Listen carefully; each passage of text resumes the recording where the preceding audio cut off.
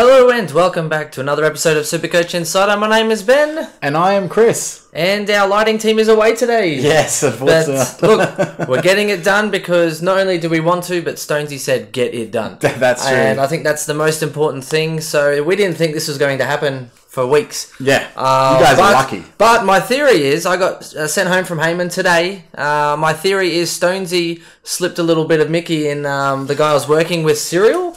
And he showed up negative on his drug test and got shipped home. Yeah. And I'm just a labourer, so they're like, well, catch you later. I got to go back next Monday with some new guy. So we get tonight. Yeah, we do. We get tonight. And then Chris is away tomorrow, so... Who needs tomorrow? I might sound a bit horrible because of the weekend that just passed. We had a great weekend, didn't we? We did. So apologies if I'm coughing and whatever, but let's get this done. Let's get down to these last two teams. Mm-hmm. And Chris, I believe we have the premiers. We do. We're going to go through the West Coast Eagles. The premiers. Yeah, I don't want to talk about it. Okay. Well, Chris, I'm glad you feel that way because I've got a little something for you. We're going to skip Chris doesn't know. I actually brought it in a shopping bag and he has no idea.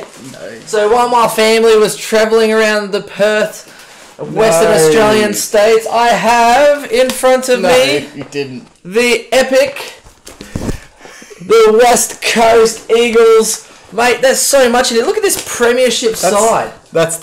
Oh, I have to look at that every day. That's our stream start banner. That's a premiership side, Chris. We're going to hang this up here. Look at these premiership players. You stitched me up. Look at these premiership players, Chris. You stitched me up. Oh my gosh, what's that gold thing in the middle? Something you'll never see. Yeah. Is that gold or is it silver? I don't know. Was it aluminium? It's probably. It looks cheap. Chris, so much good reading. I'm sure you're just really thrilled. But so much. Look, never say die, Chris. Never say die. So much good reading. Did you read it all? No. It's got nothing to do with Although, to be fair, I hear it's quite like gaff. Once you read it, it just knocks you out. So, there you go. Fair cool. Chris, I'll let you get into it now. That was my little surprise. Thanks for that. Little stitch up. Now, I hope everyone likes my hair. Before we get started, I think we should have a discussion about the hair. Do you like the mousy brown? I know that you personally love the mousy brown. Is this a segue? It is a segue. It is? Oh, thank God. No. Oh, it had to be, surely. No, I just wanted to let the happy folks out there know I'm not rocking guns out today for choice. I actually have packed away all of my gear. Tomorrow I'm going on a cruise to New Zealand, so... Well, the best thing about being a Collingwood supporter when you're travelling is you don't have to pack toiletries. Pack light. I have teeth, and this is proven now because there's videos, alright? So not every Collingwood supporter, is actually toothless. Shh, don't tell anyone. Now, we will get into the West Coast Eagles, and I was the one who selected the teams that we did, right? And yet, I obviously put myself in this by making myself the person who needs to write up about West Coast Eagles. Yeah, so were you crying? I figured this is more like a Band-Aid. This is where I never have to talk about this ever again. So that's what I'm doing. You must have cried writing this. I didn't cry writing it. I was on the edge at the game. Actually, I just think I was angry more than anything, which is really frustrating. Where'd you put Dom Sheed? I'm keen to know. He's not even on. I think his players to avoid. So... Oh, okay, that's good. Okay, let's go. So I start off. Okay, so this is definitely a painful write-up, especially after the Eagles proved everybody wrong this year, including us. I had them bottom four. They lost bona fide stars in Pritis and Mitchell, and they lost Josh Kenny to spells during injury. They missed Gaff in the finals. They missed Nick Nat, and yet somehow with those arguably their three best players, especially their two best players, they still managed to dominate Melbourne in the preliminary final. Yeah. And surprisingly came back against us in the life's in the easy final. When you get a home final. Yeah. That's why it's important to finish top four. I think if Richmond were in the grand final, I think Richmond would have won. Yeah, I agree. 100%. So, look, what does that say? You can't. We didn't. Look, I thought we played our grand final. You started the favourites. Yeah, but only because we were the home team. I think the West Coast were a better team. So if I'm saying, do I think they're the best team of the year? No, I think Richmond was the best team. Well, of course they're the better team, Chris. They won. Well, of course they were. Yeah. Oh, another jab, right. Yes. Anyway, so look, pretty impressive, and congratulations. I mean, they topped off an awesome year with the premiership, so good on them. Now they can suck it with the fourth hardest difficulty draw. So they have Chris, you have the hardest draw. Yeah, but whatever. Suck that. We always have the hardest draw. Last year was an anomaly, trust me. So they were the fourth highest draw. They played Melbourne twice, Collingwood, Hawthorn, Adelaide and Freo, of course. So tough, especially if we consider Adelaide resurging. Hawthorn can be anything, but that's probably a little bit easier now without Mitchell. Yes. So it's really just Fremantle. Yeah, they also have 5 6-day breaks and no 5-day breaks. So I mean that's sort of mid-tier. It's not good, not bad, but they do play a lot of late games as they usually do. They actually request those later games. 5 of the first 6 games is really tough. So they've got Giants, then Pies away, Freo, so the Derby, Port and then Geelong away, so at Cardinia Park from rounds 2 to... Oh, sorry, so that's from rounds 2 to 6. And then they've got Brisbane in round 1, so the easy beats in round 1, right? You can say what you like, Chris. See, I just have to have that one pun. You can say what you like because we both know the Lions are on the improve and West Coast are the premiers. So yeah, well, I'm okay with that. Just such a little poo mouth. All good. Look, they've got the round 13 bye, so obviously that's the middle bye with Brisbane, Pies, Geelong, Melbourne, and Sydney. We have been saying that is a tough bye to navigate, but I can't see many people going in with many of those premiums, even though there's a lot of premiums in those teams. They don't stick out as in, I must have you in my side. Yeah, I mean, apart from, say, Oliver and Gawn, I think Gawn, people are skipping on. Oliver's, going under the radar. Now, most people have Danger, but they're probably not going to have many other. Well, if Yo was a defender still, he'd be locked in 100% in so many sides. Oh, yeah. If Gaff wasn't missing the first couple of rounds, I reckon he'd probably still make it in a few percent of sides. Not a whole heap, but he'd probably be in, 4 or 5%? He'd have to be considered. I think he would be in a very high percentage of teams if he wasn't missing the first 2 rounds of the season. Yeah, so we'll have a look at that as well. In their off-season, of course, they gained Hickey and they lost Lysette from trade over to Port Adelaide. And, of course, Mark LaCroix retired. Yes. Which does open a spot in their forward line, but they have been playing rookies down there. I believe that was the end of his Instagram too. You know what happens next? Well, I think he retired is what happened next. What happens next? He must have been trashed. I'm out. Yeah. Now, I'll go through the rookies briefly because they do actually count this year, given that there is spots available in their team. They also have a lot of developing talent that are first or second year players that aren't necessarily locks. Yeah, so you've got people like Liam Ryan, you've got Willie Rioli, and obviously with Liam Ryan, and who knows what's happening with him this year. Venables and those kind of guys. Venables, Waterman. So you've got quite a lot of guys that had a lot of games last year that may or may not get games this year. So I see West Coast as another team this year that could potentially have a lot of rookie availability. So we'll have to see how that works out. Their first pick was pick 28, and his name's Xavier O'Neill, 185 centimetres and 80 kilos, so ready to go. Speedy outside player who was equal first in the kicking test at the combine and scored highly on the 20 metre sprint. So that pacey outside player. He's got a good boot on him. Propelled him up the draft order, given clubs are obviously targeting good users and decision makers, which fits his profile exactly.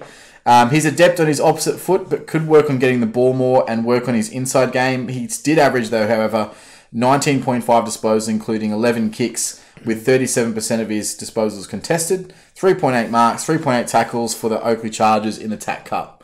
So, impressive for their first pick, though, that they went for a guy that was from Victoria. So that must be... This guy was a draft bolter, for sure. Yes. But that bodes to the sort of character that he has as well. I'll tell you why, Chris. Because if you're at the casino, you can roll snake eyes 20 times and it's going to come out once. And that's what they're hoping. They just keep rolling snake eyes. Snake eyes! Snake eyes! That's why you always... Victoria! I'm a midnight man myself. And we keep one. Fair enough. Although they just re-signed Gaff, so maybe they weren't expecting that. Who knows? They're going to replace him. But I think that he fits a list profile need as well. Okay. That outside pace that, let's say if the Gaff isn't there, who's their next go-to? It's probably Jeddah. If Jeddah's not there, and Jeddah has been injured in the past, Domshi. They really lack that. Oh, stop it. Yeah, Redden. Now a big name, Luke Foley, is highly touted, and a lot of people are looking at getting him in as their first as a selection mate, potentially even on field this year in SuperCoach. I'll go through his stats, and you'll understand why. Pick 31 in this year's draft. So 19 years old, so he's an overage player. 188 centimetres. His one issue, he's only 74 kilos. So in the off-season, probably needs to put on a few. Reminds me of Beverly Hills Cop. Foley. Yeah, right? That's what I was like, does that mean his brother's name's Axel? Yeah. I respect that. Nice reference. Thank you. He's slightly older at 19. He didn't nominate for the draft as 18 as he had a disappointing year. So he actually just had a pretty bad year at footy and just went, I'm not going to do it. Played the next year, blew everyone away, re-nominated for the draft, bolted up to pick 31. He played for Colts in the Colts for Subiaco and averaged 25 possessions, 7 tackles, 5 inside 50s, 4 marks and a goal a game in 9 games. He's likened to Stephen Caniglia in his way that he's got a two-way running ability and his ability to hit the scoreboard. Doesn't have blinding pace, but is a massive distance runner. So he's in the state championships for the 400 metres to 1500 metres over there in WA. So just willing himself to the contest. He's just got a motor, absolute tank. So definitely one that might get games this season. I wouldn't be surprised if he plays early. I don't know if he's going to be in a round 1 team, but I think someone who will definitely play in the JLT. And it'll be interesting to see how it all goes. So Luke Foley, keep an eye out for that name. Bailey Williams is the next one, pick 35, again age 18, 199 centimetres and 95 kilos, ruck forward. Now these ruck forwards are going to be interesting to see how they integrate them because they've got 2 that they drafted in this off-season and I'll go through both of them. And then you've got a couple of deadbeat has-beens in Hickey and Vardy. They're trying to work out their best mix, but I heard that they were into Hickey for a while and I'm not entirely sure why. Hickey's an average run-of-the-mill ruckman in my opinion. Hickey's a poor man's knick-knack because he's got the shaggy hair. Did you shave it last year? It's like the Lowe's equivalent. It's the budget to Louis Vuitton. Yeah, makes sense. Louis Vuitton, Lowe's. Yeah. Lowe's. Anyway, so he's an interesting prospect. He's likened to Paddy Ryder due to his vertical leap and his ability to hit the scoreboard. And he's injury prone. He's got some nice speed to boot as well. That's a joke. And he's injury prone. That's a joke. That would be funny. But he finished 6th in the 20-metre sprint. So he's got that real turn of pace for a big guy at almost 200 centimetres. He also won the vertical leap challenge on his left foot, which was 94 centimetres. So for a ruckman, that's fantastic. What's up, guys? I made the podcast. Hello, Beachfruit Patriot. Well done, mate. You made the podcast. I think there's quite a few people in, but no one's talking, which is upsetting. Yeah, I know, bastards. Chris has to lean over a little bit more today, A, to show off his cleavage, but B, because we sat a little bit further back to try and get a little bit more light on our face. I didn't do arms. I should have done push-ups for something, but maybe some shoulders before I came in, shouldn't I? You should have. Yeah, what a rook. That's something I would have done. That is something you would do. That's 100% something you would do. So we're recording? Yeah, we're doing shoulders today. Yeah. Alright, cool. I cover up my shoulders. You're the sort of guy that, Friday night when you used to go out, you'd be like, we'll have that pre-pump Friday, right? Yeah. Make you look more jacked than you are. Yeah. Chris, I'm covering my shoulders, okay? I'm pretending I'm in the Middle East. Okay, cool. We've also had a couple of guys. So Swizzy says thoughts on Jack Darling, and and Beetroot Patriot also says thoughts on Vardy's a sneaky POD. I'll get to Vardy. Ooh. Those guys are both in the future of this pod. So look, so back on Bailey Williams, obviously, high leap off his left foot, 94 centimetres, great for a ruckman. So the real high vertical leap off one foot. He's going to be great at centre bounces in the future, and he's going to be learning under Nick Nat. So you can't really ask for more than that. It'll be interesting to see. I don't think he's going to get much game time this year because they do have the 3 ruckmen, plus they've got Nick Nat coming back later. So we'll see how that goes. Jared Cameron, pick 39, 182 centimetres, 70 kilo forward. He's just the younger brother. The only reason I bring him up, brother of Charlie Cameron. So pretty much the Lions bid on him, right? And then West Coast like, no. Yeah, they matched the bid. That. Yeah, they had him as an academy selection. Yeah, so they get dibs. Yeah. And he's just got raw talent. He's got low disposal numbers, but if you think about Charlie Cameron and how he burst onto the scene and just kicks goals in absolute lightning pace. That's literally what he is. They got a couple of players in the rookie draft. Harry Edwards is a project player forward, and Josh Smith from Collingwood. So I'm not sure whether he'll play. He's probably more of a depth player, Josh Smith. I don't even like him at the Pies, so I highly doubt that he'll get... It's easy to say that once he goes. It just, honestly, his disposal is erratic at times. And, he can get the ball. One thing that Josh Smith can do is he can find the ball. So if he actually gets game time behind the ball, he was played forward in Collingwood last year and didn't really work for him. If he gets game time behind the ball, he might be a sneaky draft option, so I wouldn't mind that as a bench. I was not entirely sure he's going to be anywhere near their 22. So yeah, fair call. Just so you know. Now, the other one that they did get as well, which is what I highlighted, Keegan Brooksby. So he's a pre-draft selection that they picked up as a ruckman. Obviously, the former Gold Coast ruckman from 2015 to 2017. He returned to play for South Adelaide in the Sandford, where he managed 35 hitouts on average and 15 disposals. So They're loading up on dodgy rucks. Well, I think that they know that Hickey's got injury history, Vardy's got injury history, Nick Nat's injured. We're going to need some backup. Yeah. So they've got Keegan Brooksmith that are going to be their first to go backup ruckman. If he goes down, then that's when you might see some Baylor Williams action. So pretty interesting. What's going on in the other room? Well, at the moment, there's people are watching a movie. Well, I don't know. And Chris's girlfriend's packing, probably throwing all Chris's stuff out the window. Yeah, makes sense. Right now. There she is. Jeez, you're looking awfully dolled up. Wow, that's a fake 10.5. Ash just had a spray tan. Do you want to come in and do a quick walk by? She's giving a big shake off. She still make believe, and I told my girlfriend that Chris is going. 1676. I told my girlfriend Chris is going on a gay cruise tomorrow for 2 weeks, so he'll come back a new man. Not that there's anything wrong with that. Not with a new man. We're supportive, by the way. Man. Yeah, sorry. It's like that movie Boat Trip. That's why I was thinking of it. Boat Trip. Anyway. Who knows? Boat Trip. There's a couple of little Oompa Loompas running around. It looks like. Okay, cool. Boat Trip. Have you not seen it? Cuba Gooding. No, Cuba. Whatever his name is. Anyway. It's escaping me. Yes, good movie though. If anyone has seen that movie. Swizzy just said, "Hey, babe." Fair call, Swizz. Oh, all right. He's up there, Steen 76, because he just said, "Let's see her." All right, we need the stuff. Let's bring in the premiums. All right, Ash. He wants to bring in the premiums. I was thinking more like the mid prices, Chris. You're bringing them out early. Calm down. Yes, she's out of my league. We get it. Calm down. Maybe a rookie. All right. They can see you in the hallway, Ash. She's okay. Okay. Just don't take... Yeah. Okay, cool. So, Andrew Gaff. Let's start with Andrew Gaff because he's an interesting selection this year. And I think that if you're playing for league, he's one that you can start and have a really nice POD on your leagues. You know? Yep. He won't be in very many teams at all. People won't see it coming and he really packs a punch. Here's what I said earlier. Yeah. That's a re-joke from the last pod. Seriously. That's he's one more left hook from putting Brayshaw as a Collingwood supporter. You know what's interesting? So Freo and West Coast will play in the JLT against each other, and there's a high chance that Gaff will be on. Yeah. Do you reckon he sits that one out? No. So Simpson came on did an interview yesterday. He said, "Yeah, I've got no problem selecting him in the JLT." Yeah. Which fair enough. I mean, he's apologised. Yeah, go for it. Everyone's over it. Do you reckon he'll walk straight over, shake his hand? The crowd won't be over it, mate. The crowd will not be over it. I'll tell you that. Oh. He will get booed for the months. Anyway, so he does return in round 3. He had an 8-game suspension for being an idiot. But look, what a ridiculously awesome year. I didn't think I would ever see Andrew Gaff play that way because for how long we 100 flat, 90 average, 100, 105 maybe, nothing crazy. It wasn't even that. It was the way that he was playing football. We said complete outside player. Everything that he gets is uncontested. He doesn't get inside ball. Wouldn't know how to get one if his life depended on it. Boy stepped up, turned into an inside midfielder, and then started dominating the competition as one of the best, and had a great year in the Brownlow count too. So yeah, like unbelievable turnaround. I really, really rate his season. Missed the premiership, but I don't really care that he did.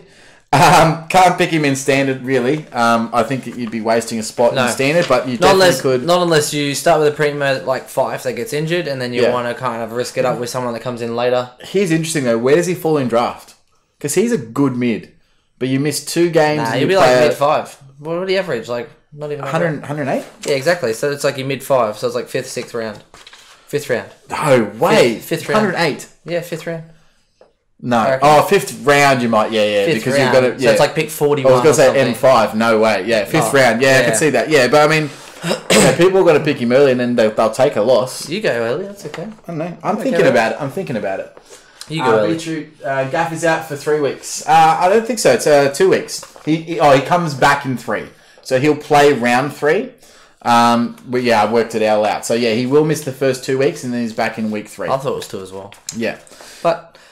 all right, Elliot Yo, 587k mid. Yo man, what's his average if he didn't tag Patrick Dangerfield? Look, I'm not gonna say now. Here's why I actually have written this down. Look, he did obviously have a 27. So here's what happened. I think that Yo is their best midfielder, and I've thought that for a long time. But last year I was on him big, and we went all the way through the early podcast about Elliot Yo. He's an amazing player. Who did I start instead of him? Roy Laird. He also... Hibbard. Oh, did you really? I remember how brought Yo in my side. I was like, Chris, Yo's in my side. Oh. And then I was mucking around with it and I chose Hibbard. Based on the buys or something stupid. I almost feel bad for you, but then I don't. Yeah. So, you know how it is. Look, I'll say a couple of things about Yo. He's an amazing when he's when he's got the role, but he's also seen as Mr. Fix-It. So Adam Simpson will throw him anywhere. Sellies. He literally goes, okay, we need someone to tag someone in the forward line. Elliot Yo. We need someone to kick a goal. We'll put Elliot Yo forward the ball. We need someone in the midfielder. Like, you know, he's the go-to premium head-to-head midfielder. So if it's Danger or if it's Sloan or if it's any of those really big head-to-head matchups. So you might find, like, against Richmond or Geelong, he might actually play on Dusty or Danger. But when he goes forward, he's the one that goes with him. Yeah. Now, that, unfortunately, definitely impacts his scoring ability because when he's in the midfield, he dominates. Yeah. He racks up SuperCoach points like it's going in a faction. When he's behind the ball playing loose, he also dominates. He gets big scores that way. But when he played in round 3 against Dangerfield, he was on 0 at three-quarter time. He was a lockdown defender on Dangerfield. He got a 27, Chris. So he managed to get 27. That's pulling something out of nothing. It is. That was my solace. Now, so for that reason, I can't take that out of his average and just go, oh, but if you take out the 27, because that's going to happen this year. Guaranteed, Elliot Yo will be thrown around and there'll be games where he'll go a 50 or a 40. Chris, I bet Elliot Yo does not score under 30. Well, it's a pretty good bet because, I mean, it happened once in 22. You've got odds on there. You said. You're going to give me 20 You said it's going to happen. You're going to 21 on that? Why 20 to 1? Because I deserve it. It's happened. You said it's going to happen. You said, that's your words. You said he will it's have going a to game happen. where he'll just spud it up for the game. Fine, I'll get you 32. 32 points. I know, you're not giving me that because that's unlikely to happen. But he will get something under 60, guaranteed. 100%. And he'll probably have 2 or 3 of them. Most people have scores under 60. Hell, Gresham lives half his life in the 60s. He's up on my boy, Gretch. He's up on my boy. Anyway, so for that reason, I won't pick him because I just don't know what's going to happen any other time. If you are, though, and look, I wouldn't say don't. I would just say, look, he had 15 tons for the year. Like, that's a fairly consistent midfielder, average 108. He's going to be unique. He's not going to be in a hell of a lot of teams. If you wanted to go with someone unique... Look what happened to McRae. McRae averaged 108. I left him. Well, I honestly think that Elliot Yo could be the one that goes 120. But it can't be changing around. The thing about McRae is that he played the same role all year. All year he played the same role. The only Bulldog to do that since 2010. It's funny because it's true. Probably. Yeah. Yo without the 27 finishes top 8. Yeah, I do realise that, Swizz.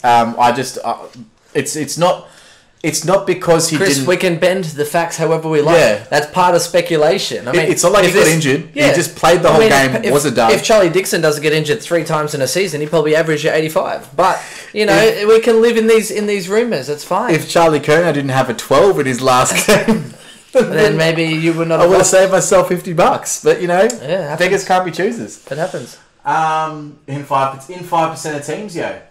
Steen76 also said, is Hearn a lock with the new kick-ins? I'll get to Hearn because he's coming up very soon. He must be next. Now, you did ask about Jack Darling. I think Jack Darling is a massive breakout contender. I put him in my premiums because I honestly believe he's that good of a selection. So I think he actually broke out this year already. So he had a breakout year this year. Before he got injured. Unfortunately, he got injured. And just, you know, he returned in round 14 after rolling his ankle. But he missed 5 rounds. He actually got a -1 as well. His true average is 96.9 if you take out his injury games. Because he got also knocked out. So I think it was Tom McDonald knocked him out on -1 in a game.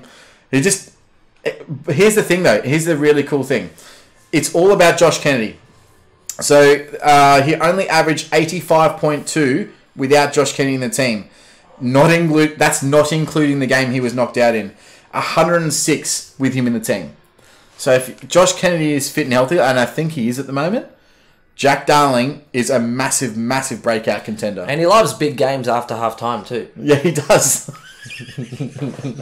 I hate you so much.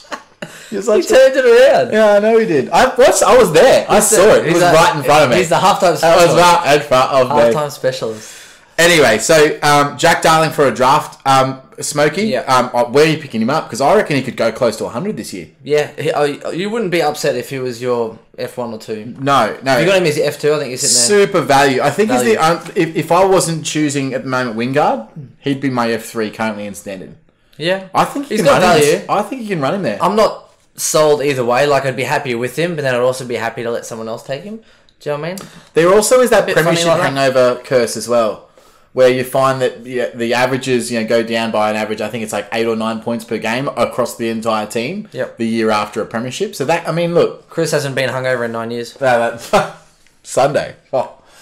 Anyway, so Swiss says, I think Simo learned his lesson playing Yo at fullback on Danger. Well, maybe not, because it actually worked. Like, he did a good job. It's just, I think he's a great fullback as well, and he's a great back pocket player. He's literally probably their best player, and arguably one of the most flexible players in the AFL, so. Oh, wow. He's got Swiss Pilates. Visual joke. Sorry? No? Okay. Yeah, no, I'm hearing you. It was just a visualization.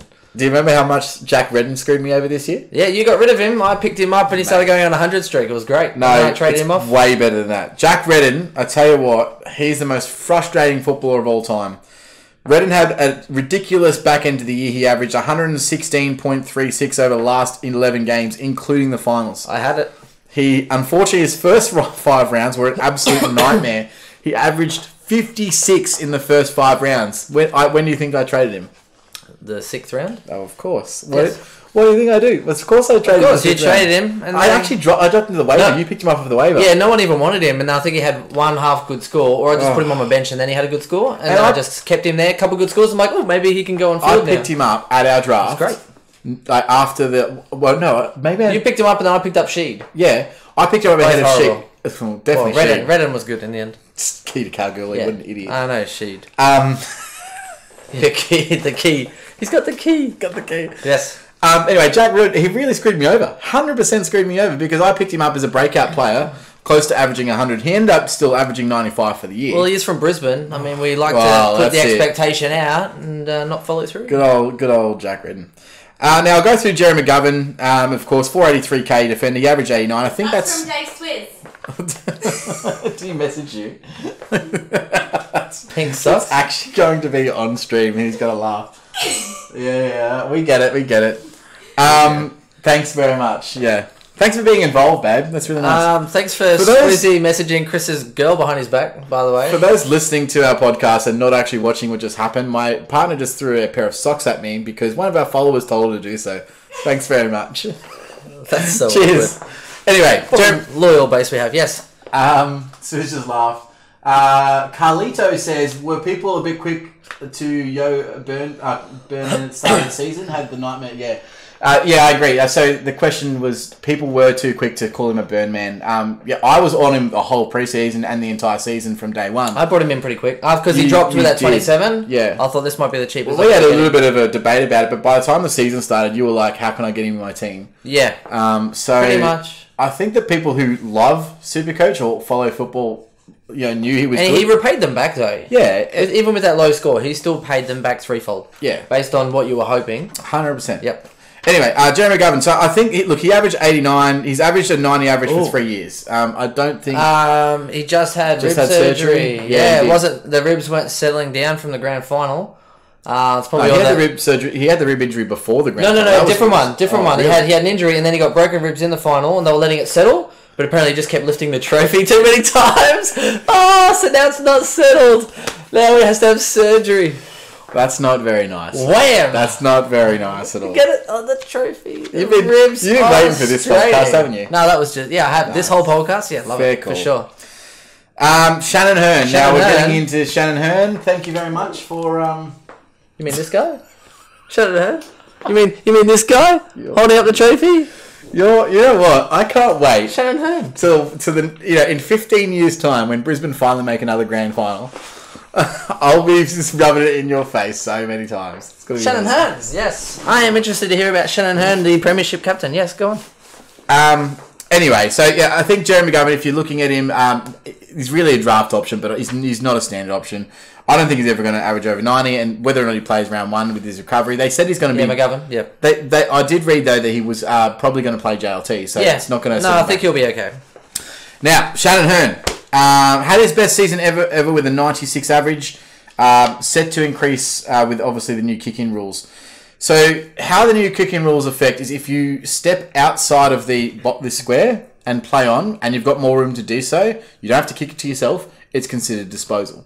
Now, last year, Shannon Hearn actually took the second most kickouts for the year with 129, but he played on 41% of the time. So here's a quick little side note. I think it was Fantasy Freak or something put out a status today being like, oh, Robertson has since 2015 the fourth most kickouts, or the fourth most kick to himself play-ons, and he sure has 50 more than the next best person. And sometimes I want to comment, and then sometimes I just kind of hold my tongue. That one was one I wanted to just spread him on. No, I wanted to say something being like, so what you're saying is they have the least value? The least upside? Because if they're playing on already, they've already got those points. There's no percentage. And I kind of wrote something, and I was like, oh, and I just left it. I was going to say something as well, and then I'm like, nah, look. Deleted. We respect Fantasy Freako, and we 100%. Enjoy I wasn't sure. I'm like, are you putting the fact out there because it sounds great? At the end of the day, he's not taking kickouts this year. That's just an oversight, massively. To think that Dylan Robert is taking sort of kickouts. He might take kickouts. None. But the problem is he was already playing on a lot. So no chance he's taking any kickouts when you've got Webster and Savage in that team. Unless they both get injured, there is no chance. I don't know. I think it's going to be a coin flip. I think Robertson. I rate him as a kicker though. So I rate him as a 25 to 30 meter kicker. I do not rate him as a penetrating deep kick. Okay, so maybe he's a kick to the pocket player. Let's see. I'm interested to see. That's why he plays on, because he can't. But I think with the complementary, we're getting off topic, obviously, like we do.